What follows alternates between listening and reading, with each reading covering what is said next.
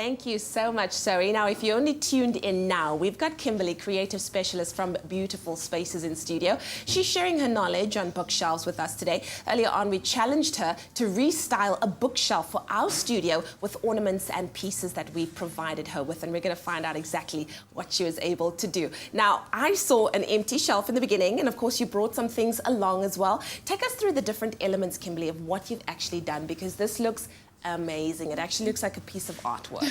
Well, I think the general idea is that a bookshelf doesn't have to be piled with 500 books, and Yes. that's not exactly what it's meant for.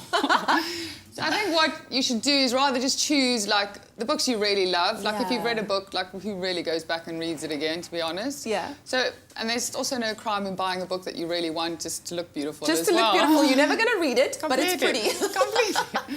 So just the idea is just to incorporate like organic features.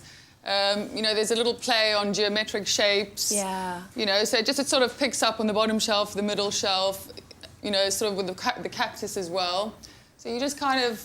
I love that. It's kind of redefining how we look at, you know, at bookshelves, because you've really got elements from so many different, you know, you've got different textures, you've got little vases over there. What are those little things at the bottom? They're just, that's yours. It's just, it's just wire like structures. geometric structures. Well, or something geometric like shapes that. are very in at the moment, so...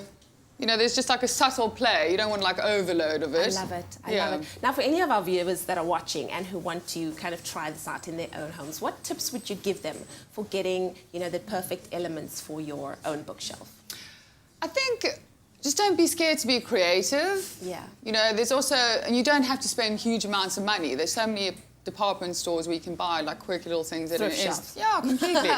So I think incorporate some foliage that looks good. Nice. And then just like a beautiful structure, something that's like, you know, something that's arty, a little bit edgy. Love. Boxes work really well. Really? Just a plain, pretty box. Wow. But also, That's you know, very nice. Now, in terms of trends for 2017, what can we look out for?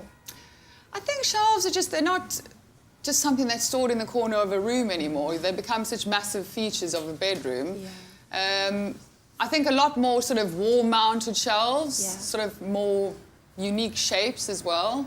You know, that you can have like an art piece in it, and then, you know, it becomes a feature on the wall, then just somewhere where you're storing books as well. I think just the textures as well, you know, sort of raw wood, maybe textured organic wood, you know, that sort of idea. It's not going to be geometric and structured. It's not going to be like a block bookshelf all out of wood anymore, you know, so it's going to have a bit more style to it. Love it, love it, love it. Well, Kimberly Richmond from Beautiful Spaces joining us, talking about the trends for 2017 and, of course, giving the bookshelf a whole new look and life. Thank you so much, Kimberly, for joining us. Oh, that's absolutely amazing.